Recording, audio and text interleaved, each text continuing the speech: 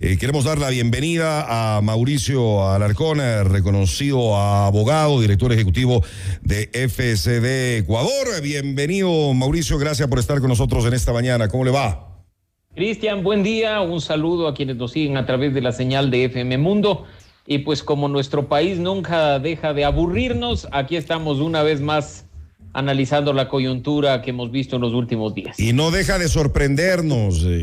¿Qué problema, qué relajo lo de esta ley tributaria del gobierno? Ha pasado casi una semana desde lo que pasó en la Asamblea Nacional y muchos, realmente le digo, Mauricio, no comprendemos cómo se dio todo esto, qué mismo pasó hace una semana en la Asamblea y cómo ahora tenemos ingresada por el Ministerio de la Ley ya en vigencia en el registro oficial, esta ley que, incumpliendo las promesas de campaña de Guillermo Lasso, nos vuelven a poner mayores impuestos, Mauricio. Y ese es el punto de partida, Cristian. El 14 de enero de 2021, el candidato Guillermo Lasso firmó un compromiso en el que se decía no más impuestos. Lo firmó con su puño y letra. Exactamente, y hasta no le puedo creer corroborarlo en las redes sociales de Guillermo Lasso, porque además recordarás que en la campaña pues se subían fotos, videos y demás respecto de estos compromisos de campaña. Oiga, pero es una barbaridad. Yo pensé que pues por ahí lo había anunciado, tal vez se le salió, aunque hay publicaciones, hay publicaciones con su rostro. Y Cristian, definitivamente creo que el primer acto de integridad de un funcionario público es cumplir sus promesas de campaña. El tiempo dirá si es que efectivamente, como el gobierno nos dice, los impuestos se han reducido, no hay afectación a la clase media, sino, como nos han dicho, un poquito, y simplemente es una situación emergente para cubrir un bache, o si los que estamos de este lado analizando el contenido del proyecto de ley, ya hoy ley de la República por la vía de un decreto, afecta, como se ha anticipado, de una manera bastante fuerte en lo principal a la clase media, ¿no? Así es que parto de esto último que tú decías, una promesa que no se ha cumplido. Perdón, Mauricio, y muchos se sienten engañados, por Guillermo Lasso. Y me incluyo en el grupo porque creo que suficiente vimos ya durante 14 años de meterle la mano al bolsillo a los ecuatorianos para saciar no sé, ya en este punto no sé si es hambre o necesidad del aparato estatal de sostenerse con ese ritmo de gasto público que hemos visto, ¿no? Vinieron contribuciones especiales, se echó mano de un terremoto para subir el IVA, incluso surgieron otros impuestos, se puso ICE a unas acciones, a unas actividades, a unos servicios, y ahora más de lo mismo en lugar de, nuevamente, cumplir una oferta de campaña que era lograr la eficiencia en el gasto público, lograr la dinamización del Estado para que el dinero que sale de nuestro bolsillo en alguna medida nos regrese a nosotros, pues no que sirva para lo que ya hemos visto sirve y que principalmente, por desgracia, durante todos estos años ha sido para nutrir las cuentas bancarias de los corruptos, ¿no? Claro, porque dicen que hay que arrimar el hombro, que en medio de esta crisis sí, tenemos que todos colaborar, pero ¿a dónde va la plata? ¿A dónde van estos, me parece que son 1.600 millones de dólares, si no estoy mal, que se recaudarán en los próximos meses y sobre todo en el 2023, cuando ya tengamos que pagar el impuesto a la renta? Y Cristian, ¿qué son 1.600 o 1.900 millones de dólares? Cuando según un último estudio de la CEPAL, hay 7.000 millones de dólares que no se están cobrando, que se evaden en impuestos en nuestro país, que corresponden a eso que también nos dijo Guillermo Lasso como candidato, ya incluso en sus primeras semanas como presidente, de ir hasta las últimas consecuencias para cobrar ese dinero que también nos pertenece a los ecuatorianos, ¿no? Es más fácil, vía un proyecto de ley, echar la mano en el bolsillo de todos y recaudar 1.900 que con decisión y voluntad política recaudar aquello que no se está recaudando y que son cerca de 7.000 millones de dólares. La Asamblea, además, como decías al inicio, de manera muy acertada, no estuvo a la altura de la representación de los ecuatorianos y vimos en particular a un grupo político queriendo hoy hablar de ingenuidad, de inocencia o de habilidad en el manejo de la ley orgánica de la función legislativa, cuando lo cierto es que esa abstención deja mucho que desear y creo que solo el tiempo dejará ver si es que efectivamente hubo o no pacto entre el gobierno nacional y el correísmo. Parecería que esta ley, Mauricio, favorece a algunos y les favorece bastante, pero afecta a la mayoría de los ecuatorianos, incluso a quienes están en la clase baja o media. Mira cómo nos preocupa incluso para quienes promovemos la transparencia y la integridad, que se haya incluido en el proyecto original, que hoy ya es una ley en vigencia, esta suerte de salvaguarda para que quienes traigan sus capitales del exterior estén prácticamente protegidos hasta de las acciones que la fiscalía puede iniciar contra ellos. Eso me parece increíble, ¿no? Me parece increíble. Con dedicatoria, parece. ¿Quién sabe con dedicatoria para quién? Y lo triste de todo esto es que lo que se hace o lo que se intenta hacer es traer dinero del exterior sin importar su origen. Yo creo que no debería ser así. Y pues la entrega de información, la transparencia, la rendición de cuentas de este tipo de acciones que ahora forman parte de la nueva ley debería ser una bandera principal del gobierno de Guillermo Lasso, y no a través de triquiñuelas jurídicas poner en marcha este tipo de acciones que generan más dudas que cualquier otra cosa. Mauricio, ojalá que no, pero mire lo que sucedió hace aproximadamente 2 años en nuestro vecino país de Colombia, cuando el presidente también se le metió entre ceja y ceja, se le metió en la cabeza el sacar una reforma tributaria. Con el tiempo, la respuesta de la población fue funesta, fue terrible todo lo que ha pasado y hasta ahora. Eso se podría replicar acá. No, y probablemente, Cristian, en este momento, cuando estamos cerrando un año fiscal y apenas iniciando otro en 2022, no sintamos el real impacto de lo que se ha aprobado y se ha puesto en vigencia. Es que muchos parece que todavía no se dan ni cuenta de lo que se nos viene, Mauricio. Algunos ni siquiera han leído el contenido de la ley vigente y sueltos de huesos nos hablan de bondades y de reducción de impuestos, cuando bastaría simplemente remitirnos a la nueva fórmula de cálculo del impuesto a la renta, en la nueva fórmula de cálculo de las deducciones, barrita crédito tributario, para darnos cuenta del golpe que nos van a dar aquellos que ahora resulta han sido ricos en el país por ganar $2,000 al mes, ¿no? Yo que tenga entendido, en cualquier país dolarizado, más allá de que seamos o no latinoamericanos, ganar $2,000 al mes no es un privilegio de ricos y tampoco creo que únicamente afecte a 3% de la población, como se dijo. Claro, porque dicen que la afectación realmente es mínima. Ahora, Mauricio, el panorama es complejo, ya ha ingresado por el Ministerio de la Ley, ya está en el registro oficial. ¿Cuándo comienza a regir esta ley? ¿El 1 de enero del 2022 o hay algunas cosas que desde ya están en vigencia?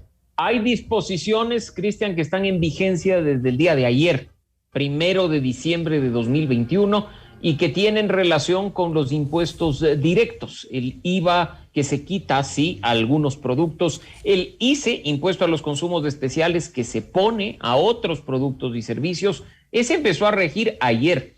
Okay. En cuanto al tema de renta y en cuanto al tema de contribuciones, en este caso, según la norma, asociadas al patrimonio, estas rigen para el año fiscal 2022. Esto lo vamos a ver, como he dicho, en acción durante ya los primeros meses del próximo año, y cuando, por ejemplo, un funcionario público de nivel jerárquico superior o de los niveles de servicio público más altos tengan que presentar ese formulario de gastos personales y se den cuenta que ya no van a poder deducir todo lo que deducían, que ya no van a poder, si es que tienen familiares con enfermedades catastróficas, deducir la compra de sus medicamentos. Eso me parece ya que rebasa con todo. Bueno, qué falta de sensibilidad del gobierno, qué falta de sensibilidad. Gente enferma, gente con enfermedades catastróficas, Mauricio. Si al menos tuviéramos la certeza, Cristian, de que lo que vamos a pagar a través de los impuestos va a permitir que las personas con enfermedades catastróficas obtengan sus medicinas a través del sistema de salud pública, tendríamos alguna tranquilidad, pero lo cierto es que así hay disposiciones perversas de las cuales lamentablemente no se está hablando y que van a terminar pasando factura. Perversa, esas caras sí, de emoción y de risas de la fotografía en la gobernación del Guayas cuando los hechos del pasado viernes en la tarde-noche creo que podrían convertirse en preocupación y en lágrimas del gobierno nacional durante los primeros meses de 2022. Esta ley y esas risas y sonrisas del gobierno, bueno, puede ser un boomerang lo que se les venga después con la ley tributaria que pasó además de una manera no tan clara. Indudablemente, y empieza siendo un irrespeto a aquellos acuerdos que se trabajaron con organizaciones políticas como la Izquierda Democrática y Pachacuti, que buscaron con sus aportes mejorar el proyecto de ley original del Ejecutivo. Ya estos bloques no solo que han anunciado acciones en contra de la ley en vigencia, sino que difícilmente van a volver a confiar en un gobierno que ha echado mano a última hora de una mala práctica política para poner en vigencia una norma. Así es que creo que el panorama, incluso a nivel de las organizaciones políticas representadas al interior de la Asamblea Nacional, cambia radicalmente y esto lo veremos incluso ya en acción específico cuando el gobierno presente, y ya nos lo ha dicho, un proyecto de ley de incentivo de inversiones o el proyecto de ley que reforme en alguna medida el sistema laboral ecuatoriano, ¿no? Veamos ahí si es que nuevamente pasará factura la ingenuidad o la omisión o abstención de organizaciones políticas o si el gobierno se topará con una barrera que no pueda superar y simplemente las normas quedarán ahí en el olvido. Rápidamente, tengo algunos mensajes. Nos dicen felicitaciones por tomar los temas de coyuntura, por la ley tributaria. Estos impuestos a la clase media hace que este grupo compre menos, gaste menos y en cascada la economía se contrae. Eso parece que no se dan cuenta los señores del gobierno. Nos volvieron a mentir en campaña. Por otro lado, es verdad que se quitó el impuesto a la herencia. Nos preguntan a quién beneficia también, nos preguntan, Mauricio. Bueno, sí, también se ha eliminado el impuesto a la herencia y creo que eso es positivo hasta cierto punto, ¿no? Hay que ver respecto de cuánto recaudaba el Estado por impuesto a la herencia y cuánto, entre comillas, deja de recaudar sobre pretexto de esta acción positiva. No vaya a ser, y eso creo que hay que esperar y ver en cuanto a las estadísticas del Servicio de Rentas Internas, que esta norma busque beneficiar a ciertos grupos, incluso a propósito, como se intentó en un inicio, de aquellos fallecidos en la época de pandemia, ¿no? Recordemos que hay montos mínimos, hay umbrales respecto al pago del impuesto a la herencia y pues la recaudación que el Estado ha tenido a propósito de este tributo no ha sido tan extraordinariamente grande como muchas personas piensan.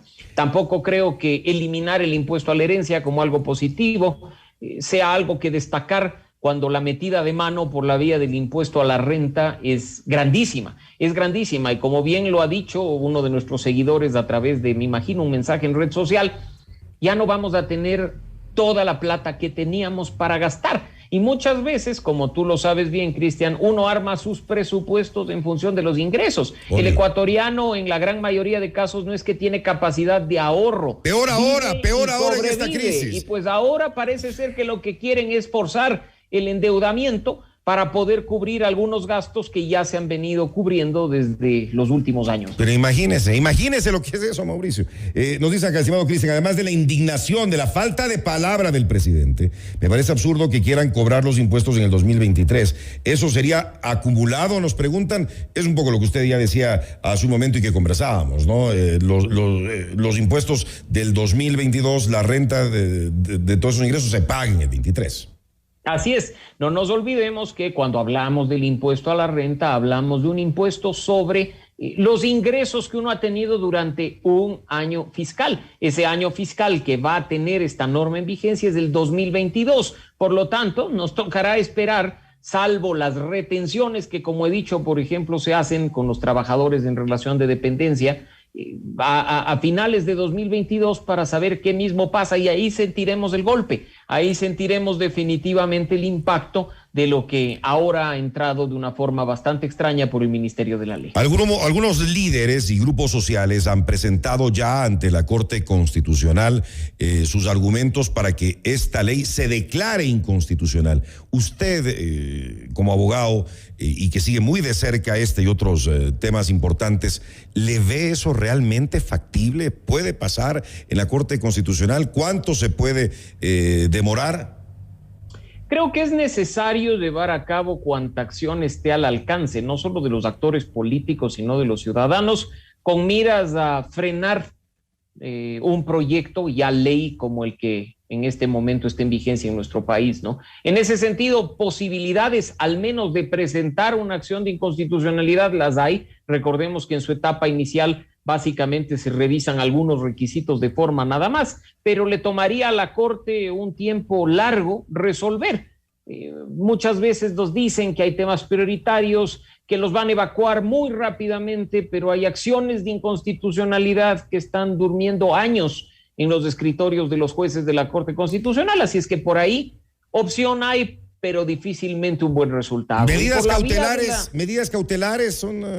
Bueno, esa es una de las formas que se podría intentar, precisamente solicitando la suspensión de los efectos de la entrada en vigencia de la norma al ingresar esta acción de inconstitucionalidad ante la Corte, pero de nuevo serán los magistrados los que resuelvan si es que efectivamente detectan posibilidades de la existencia de esta inconstitucionalidad. Y, por supuesto, la otra línea de debate que también se ha discutido fuertemente, no solo en redes sociales, sino en medios en estos días, la de que por la vía legislativa, sobre la base de un artículo constitucional, y como ya lo ha hecho... El 140, ¿no? El 140.